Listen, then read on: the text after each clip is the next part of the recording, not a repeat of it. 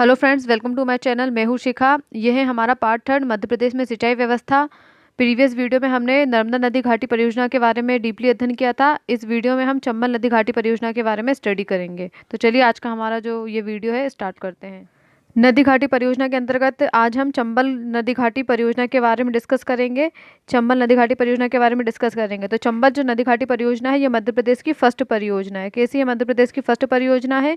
और ये कब स्टार्ट हुई थी? ये 1954 में 1954 में इसकी मतलब ये शुरुआत हुई थी। 1954 में इसकी शुरुआत हुई थी। वहीं अपन ने देखा था नर्मदा नदी घाटी परियोजना की शुरुआत कब हुई थी। नर्मदा नदी घाटी परियोजना की शुरुआत जो है वो 1984 में हुई थी। नर्मदा नदी घाटी परियोजना की शुरुआत 1984 में की हुई थी। और चंबल नदी घाटी परियोजना की शुरुआत 1954 में।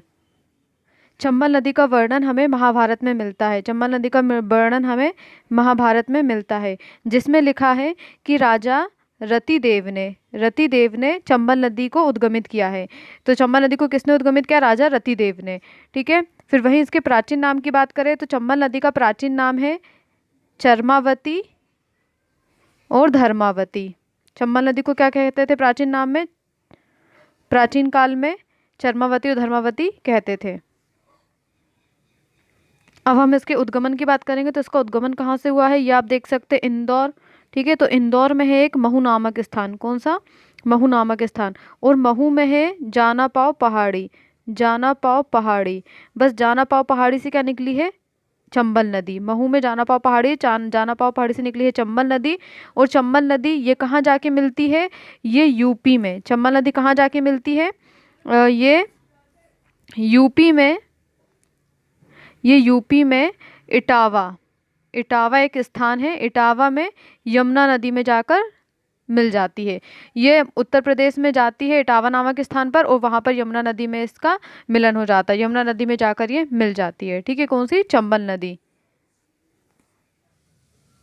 चंबल नदी के अगर हम बहाव की बात करें तो चंबल नदी का बहाव किस तरफ है?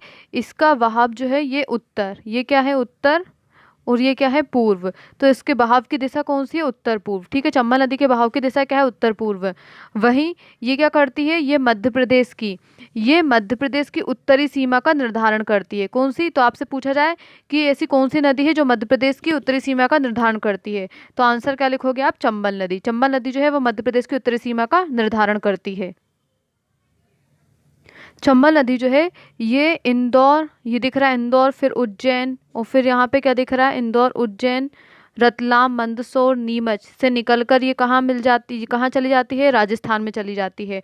और फिर राजस्थान से वापस ये एमपी में एक बार फिर से आ जाती है। ठीक है। और फिर एमपी से क्रॉस होकर ये कहाँ चली जाती है? यूपी में चली जाती है। तो अगर आपसे पूछा जाए कि चंबल नदी जो है, चंबल नदी किन किन राज्यों में होकर गुजरती है, तो चंबल नदी सबसे पहले मध्य प्रदेश। ठीक है। मध्य प्रदेश के बाद कहाँ जाती है? राजस्थान। और राजस्थान के बाद कहाँ जाती है? ये उत्तर प्रदेश में। तो चंबल नदी जो है वो 3 राज्यों में बहती है। कौन से? मध्य प्रदेश, राजस्थान और उत्तर प्रदेश। ठीक है। फिर वहीं जो है चंबल नदी जो है वो क्या करती है? मध्य प्रदेश और राजस्थान की सीमा का निर्धारण करती है। ठीक है। तो चंबल नदी मध्य प्रदेश और राजस्थान की सीमा का निर्धारण करती है। फिर चंबल नदी के अगर किनारे बसे शहर की बात की जाए तो इसके किनारे कौन कौन से शहर बसे हैं, तो आपको याद रखना है। आपको क्या याद रखोगे कि चंबल नदी के किनारे कौन रहती है? रश्मि। कौन रहती है चंबल नदी के किनारे? रश्मि। तो आप याद रखना, रा से याद रखना आप रतलाम। ठीक है। और सा से याद रखना आप श्योपुर। और माँ से याद रखना आप मुरैना। ठीक है। तो ये क्या हो जाएगा? चंबल नदी के किनारे बसे शहर। चंबल नदी की लंबाई कितनी है? तो चंबल नदी की लंबाई कितनी है? 965 किलोमीटर। 965 किलोमीटर इसकी लंबाई है। वहीं फिर हम इसमें ये जो चंबल नदी घाटी परियोजना है ये चंबल नदी घाटी परियोजना राजस्थान और मध्य प्रदेश की संयुक्त परियोजना है। राजस्थान और मध्य प्रदेश की संयुक्त परियोजना है कौन सी? चंबल नदी घाटी परियोजना। फिर वहीं अगर हम इसकी सहायक नदियों की बात करें तो इसकी सहायक नदियाँ कौन कौन सी है, तो आप यहाँ पे देख सकते हैं इंदौर के साइड में एक येलो लाइन बनी हुई है, तो यह है क्षिप्रा नदी। ठीक है। तो क्षिप्रा नदी कहाँ से निकली है? ये इंदौर के निकट काकरी बड़गी पहाड़ी, काकरी बड़ी पहाड़ी से निकली है कौन सी, क्षिप्रा नदी। और क्षिप्रा नदी जो है वो मंदसौर के निकट चंबल नदी में जाके मिल जाती है। मंदसौर के निकट ये कहाँ मिल जाती है, चंबल नदी में इसका समापन हो जाता है क्षिप्रा नदी का। ठीक है, तो ये क्या है, चंबल नदी की सहायक नदी है एक। और फिर हम देखेंगे कौन सी, काली सिंध। काली सिंध नदी, काली जी किसका नाम है, एक देवी का नाम है। तो काली कहाँ, काली सिंध कहाँ से निकली है, देवी से याद रखना, देवास। तो काली सिंध देवास से निकली है और ये देवास के बागली गांव से निकली है। ठीक है, और देवास के बागली गांव से निकलकर शाजापुर और राजगढ़ होते हुए, शाजापुर और राजगढ़ होते हुए चंबल नदी में कोटा के पास मिल जाती है। चंबल नदी में जाके कहाँ मिल जाती है, कोटा के पास। ठीक है, चंबल नदी में कोटा के पास जाके मिल जाती है ये नदी। फिर वहीं हम देखेंगे इसकी दूसरी नदी, तो दूसरी नदी कौन सी है, पार्वती नदी। पार्वती नदी कहाँ से निकली है, सीहोर से निकली है। और सीहोर से निकलकर ये चंबल नदी में कोटा में जाकर, राजस्थान में जाकर कोटा के पास में चंबल नदी में जाके इसका समापन हो जाता है। ठीक है, तो ये भी कोटा में जाके इसका समापन हो रहा है। काली सिंध भी कोटा में जाकर इसका समापन हो रहा था चंबल नदी में। फिर वहीं कूनो नदी देखेंगे, तो कूनो नदी कहाँ से निकली है, कूनो और कुंवारी दोनों जो नदियाँ हैं वो, कूनो और कुंवारी लड़कियाँ क्या करती है, शिव की आराधना करती। तो शिवपुरी से निकली है कौन सी, कूनो नदी। शिवपुरी से कौन सी निकली है, कूनो नदी। और कूनो नदी का भी जो समापन है वो चंबल में जाके ये यहाँ पर चंबल में जाके ये समाहित हो जाती है। ठीक है, कूनो नदी। फिर हम देखेंगे कौन सी, बेतवा नदी। तो बेत और रस्सी दोनों बांधने का काम करती है। तो बेतवा कहाँ से निकली है, रायसेन से निकली है। रस्सी से याद रखना आप, रायसेन। तो रायसेन से निकली है बेतवा नदी। और ये भी जाके टीकमगढ़ यहाँ साइड से जाके होते हुए ये कहाँ चली जाती है, चंबल नदी में इसका समापन हो जाता है। कौन सी, बेतवा नदी का। ठीक है, और जो केन नदी है, केन नदी कटनी से निकली है। केन नदी कहाँ से निकली है, कटनी से निकली है। और इसका यूपी में जाके ये यमुना नदी में मिल जाती है। कौन सी नदी में, यमुना नदी में इसका समापन हो जाता है। चंबल नदी पर कौन कौन सी परियोजना है, तो चंबल नदी पर आपको कौन कौन सी परियोजना मिलेगी, इसको आप कैसे याद रखोगे, गरज से, गरज। ठीक है, आप इससे याद रखोगे। तो आप गा से याद रखोगे क्या, गांधी सागर परियोजना। रा से याद रखोगे आप राणा प्रताप सागर परियोजना। और जा से आप याद रखोगे जवाहर सागर परियोजना। ठीक है, तो गरज से आप इस परियोजना को याद रखोगे। अब हम मैप में इसमें से जो है आप याद रखना, इसमें से ये जो गरज, गा जो है, गांधी सागर जो परियोजना है वो मध्य प्रदेश में है। कहाँ है, मध्य प्रदेश में। बाकी ये जो दो परियोजना है कहाँ है, राजस्थान में। बाकी ये दो परियोजना आपको कहाँ मिलेगी, राजस्थान में मिलेगी। ठीक है, अब हम मैप में देखते हैं इनको। तो आप यहाँ पे देख सकते हो, ये है मंदसौर। ठीक है, तो गांधी जी का शौर्य जो है, आप इसे कैसे, गांधी सागर परियोजना आप कैसे याद रखोगे इसको, ये कहाँ पर है। तो आप याद रखना कि गांधी जी का शौर्य चारों तरफ फैला है। ठीक है, गांधी जी का शौर्य चारों तरफ फैला, तो मंदसौर। मंदसौर में आपको क्या मिलेगी, गांधी सागर परियोजना। ठीक है, यहाँ पे आपको क्या मिलेगी, गांधी सागर परियोजना। फिर राणा प्रताप सागर परियोजना आपको कहाँ मिलेगी, तो आप याद रखना कि राजा लोग जो रहते थे, राणा प्रताप राजा का नाम है, तो राजा लोग कहाँ रहते थे, गढ़ बना के रहते थे, गढ़ या फिर किले में रहते थे। तो आप क्या याद रखोगे, चित्तौड़गढ़। क्या याद रखोगे, चित्तौड़गढ़। तो ये कहाँ है, चित्तौड़गढ़, ये राजस्थान में मिलेगा आपको। ठीक है, चित्तौड़गढ़ आपको कहाँ मिलेगा, राजस्थान में मिलेगा। तो आपको राजस्थान में कौन सी परियोजना मिल जाएगी, राणा प्रताप सागर परियोजना। ठीक है, राणा प्रताप सागर परियोजना आपको राजस्थान के चित्तौड़गढ़ में मिलेगी। फिर आप थर्ड कौन सी, अपनी जवाहर सागर परियोजना।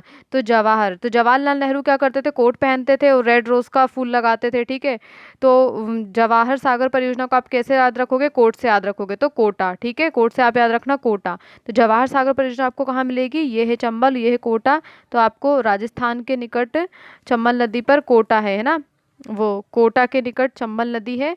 और वहाँ पे आपको कौन सी परियोजना मिल जाएगी, जवाहर सागर परियोजना। ठीक है, जवाहर सागर परियोजना। तो ये थी चंबल नदी की तीनों मेन परियोजनाएं। अब हम देखेंगे कि इनसे कितने विद्युत का उत्पादन होता है। ठीक है, तो गरज से हमने से याद रखा था, गांधी सागर परियोजना, राणा प्रताप सागर परियोजना, जवाहर सागर परियोजना। तो गांधी सागर परियोजना से हमें मिलती है 115 मेगावाट बिजली। कितनी, 115 मेगावाट। ठीक है, वहीं अगर हम राणा प्रताप सागर की बात करें, तो राणा प्रताप सागर से हमें मिलती है 172 मेगावाट बिजली का उत्पादन होता है। इससे कितनी, 172 मेगावाट बिजली का उत्पादन होता है। और जवाहर सागर परियोजना से हमें मिलती है कितनी, 99 मेगावाट। कितना मिलता है, 99 मेगावाट। तो आप याद रखना, ये आपको क्या याद रखना है, गांधी सागर परियोजना से 115 मेगावाट बिजली का उत्पादन होता है। वहीं राणा प्रताप सागर से 172 मेगावाट बिजली का उत्पादन होता है और जवाहर सागर परियोजना से 99 मेगावाट विद्युत का उत्पादन होता है। अगर आपसे पूछे चंबल नदी घाटी परियोजना से टोटल कितने मेगावाट बिजली का उत्पादन होता है, तो आप इसे कैसे बताओगे? इसे टोटल कितने मेगावाट बिजली का उत्पादन होता है, तो गांधी सागर बांध परियोजना से हमें कितने मिल रही थी? 115 मेगावाट। वहीं राणा प्रताप सागर से 172 मेगावाट और जवाहर सागर से 99 मेगावाट। इन सब का टोटल कर दोगे तो कितना जाएगा? 386 मेगावाट। तो टोटल आपको कितने मेगावाट बिजली का उत्पादन होता है? ये 386 मेगावाट बिजली का उत्पादन करती है। ठीक है, तो ये आप याद रखना। चंबल नदी पर कौन सा जलप्रपात बना है? तो चंबल नदी पर बना है, आपको कौन सा जलप्रपात मिलेगा? चूलिया जलप्रपात।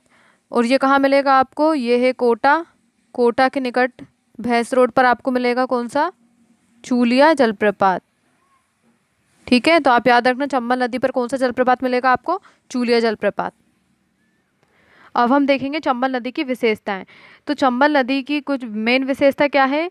ये भिंड, मुरैना और श्योपुर, ये जो तीनों जिले ऊपर आप देख सकते हैं, भिंड, मुरैना, श्योपुर में ये क्या करती है? ये नदी विशाल खड्डों का निर्माण करती है। किसका?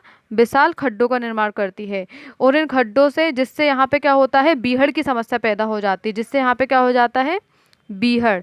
जिससे यहाँ पे बीहड़ की समस्या पैदा हो जाती है। बीहड़ की समस्या मतलब डाकुओं की समस्या बढ़ जाती है। डाकुओं को छुपने के लिए इन खड्डों में पर्याप्त स्थान मिल जाता है। ठीक है, तो इससे यहाँ पे डाकुओं की समस्या बढ़ जाती है।